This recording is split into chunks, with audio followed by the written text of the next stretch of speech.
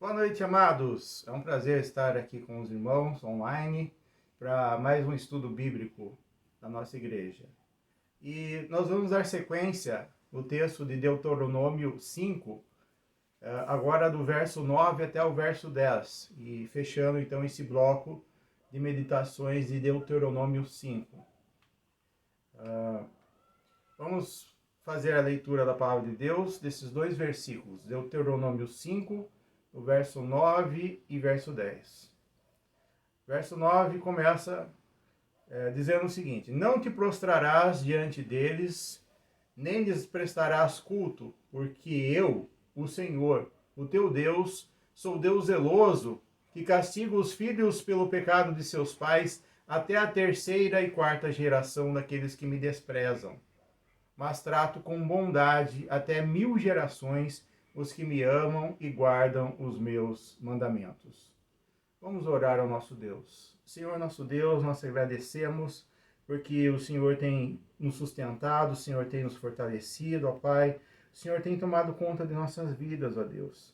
E nós te pedimos, ó Pai, que nos ajude a nos desligarmos das aflições lá de fora, dos problemas lá de fora, ó Pai, e que possamos estar nesse momento intimamente ligados contigo para refletir na tua palavra, Senhor. Nós te pedimos, ó Pai, e nós te agradecemos pela tua graça, pela tua misericórdia em nossas vidas, em nome de Jesus. Amém. Como nós estudamos anteriormente, Deus afirmou sobre si mesmo que é o único Deus, exclusivo do povo de Israel. Isso nós vimos no verso 7 de Deuteronômio 5.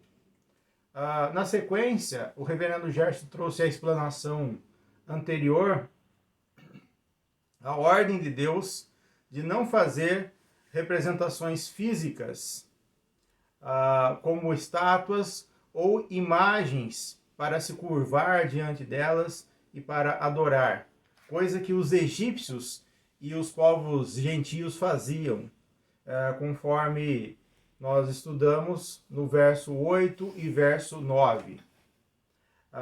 E hoje nós vamos para a segunda parte do verso 9 até o verso 10. Esse será o texto que nós lemos para meditação no nosso estudo aqui. Amados, nós vemos que nesse último trecho da perícope de Deuteronômio 5, que as ações do homem têm consequências. As ações do homem têm consequências. E a primeira coisa que nós encontramos está na parte B do verso 9, que diz o seguinte: Sou Deus zeloso que castiga os filhos pelo pecado dos seus pais até a terceira e quarta geração daqueles que me desprezam. Meus amados, nosso Deus é um Deus amoroso, misericordioso, mas também é justo e executa a sua justiça em relação ao seu povo. Mas a respeito do que se refere essa expressão, sou Deus zeloso? O nosso Deus zela pelo quê? Por que o nosso Deus é um Deus zeloso? Qual é o objeto do zelo do nosso Deus?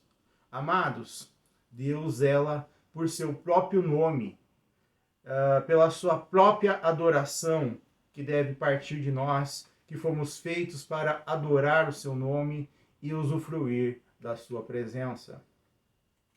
O problema é que o povo de Israel, que estava sendo tirado da escravidão do Egito, era dado à idolatria, a fazer imagens para adorar, e tinham dificuldades em compreender que o Senhor, o Criador dos céus e da terra, era de fato o seu único Deus, era o seu Deus.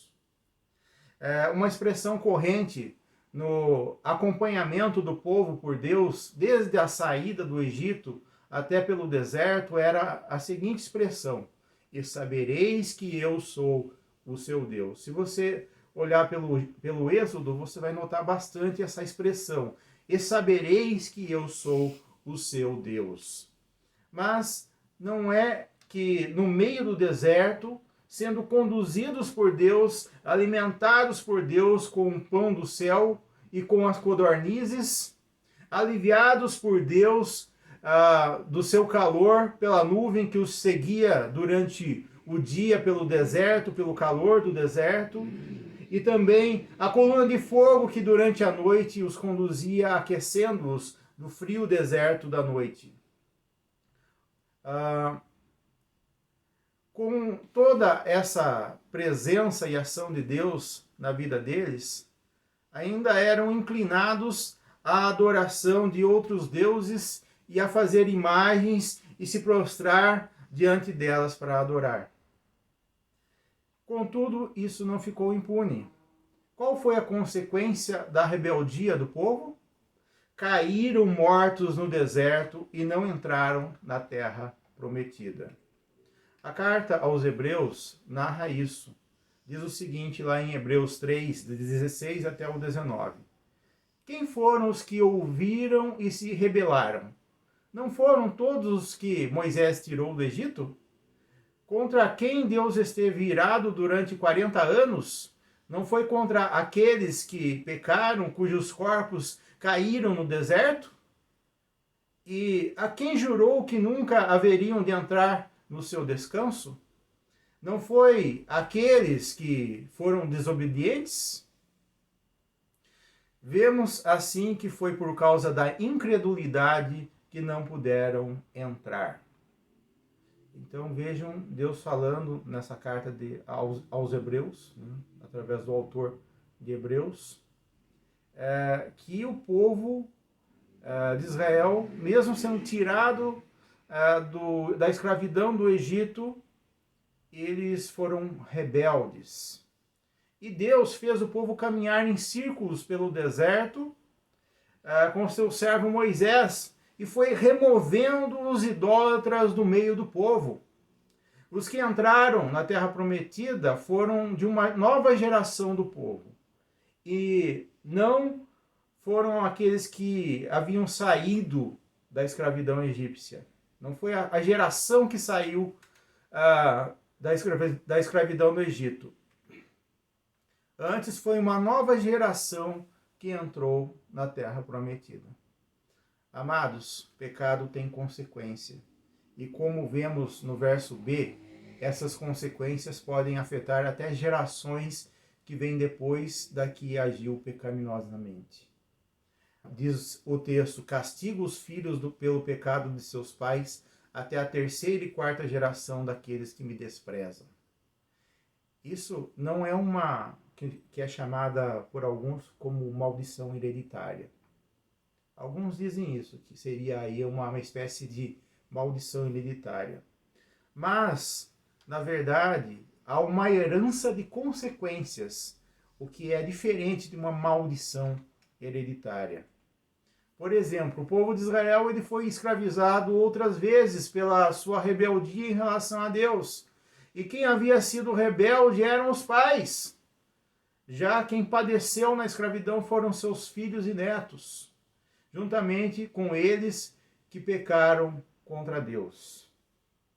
Então nós vemos o pecado maior do povo era rebeldia, era desprezar a Deus. Eles pecaram pela rebeldia de desprezarem o único Deus. E ao preferir adorar a criatura ao invés do Criador, adorar coisas feitas por mãos de homens ao invés daquele que criou todas as coisas, que é o nosso Deus. Então, o pecado tem consequência, as ações do homem têm consequência, e a primeira consequência ela recai sobre aqueles que cometem o grande pecado de desprezarem ao seu Deus. Mas as ações do homem têm consequências também num aspecto positivo. Em segundo lugar, as consequências da obediência à lei de Deus. As consequências não são somente ruins, mas quando o homem age de forma correta diante da lei de Deus, a coisa é bem diferente. Segue o verso 10, dizendo: mas eu trato com bondade até 1000 gerações os que me amam e guardam os meus mandamentos. Este é o verso 10, o último versículo que nós estamos meditando. As consequências ruins do pecado e rebeldia podem ser revertidas com a obediência e cumprimento da lei de Deus. Mais à frente, em Isaías 1, nas palavras do profeta, nós vemos ele falando por Deus, um convite gracioso do nosso Deus. Em Isaías 1, 18 a 20, diz assim a palavra do Senhor: venham, vamos refletir juntos. Em algumas versões, vamos fazer um arrazoado, vamos ter uma conversa, diz o Senhor. Embora os seus pecados sejam vermelhos como escarlate, eles se tornarão brancos como a neve. Embora sejam rubros como púrpura, como a lã se tornarão. Se vocês estiverem dispostos a obedecer, comerão os melhores frutos desta terra. Mas se resistirem e se rebelarem, serão devorados pela espada, pois o Senhor é quem fala. Vejam, amados, que claramente Deus chama o povo mais uma vez para o arrependimento, ou seja, a mudança de mente, a prática do que é correto conforme a sua lei. Se procedessem de forma correta, comeriam os melhores frutos da terra. Não importava o quão feio e ruim fosse o pecado do povo, Deus convidou-os a uma conversa franca e honesta. Amados, qual é o único pecado que não tem perdão? Conforme as Escrituras nos relatam, é a blasfêmia contra o Espírito Santo de Deus. Quem nega a Deus está blasfemando contra o Espírito e não tem perdão, pois está desprezando a Deus. Já quem se confessa dos seus pecados e os deixa, adora o verdadeiro e único Deus, já está com sua salvação garantida e começa aqui na terra a comer os melhores frutos do que ela produz. Diz também em João 3, 17 e 18, pois Deus enviou o seu Filho ao mundo, não para condenar o mundo, mas para que este fosse salvo por meio dele. Quem nele crê não é condenado, mas quem não crê já está condenado por não crer no nome do Filho unigênito de Deus. Então, nós vemos que as ações do homem têm consequências e elas podem servir tanto para condenação quanto para graça, para a bondade, para os frutos do nosso Deus. Deuteronômio é claro em dizer que nós temos duas opções.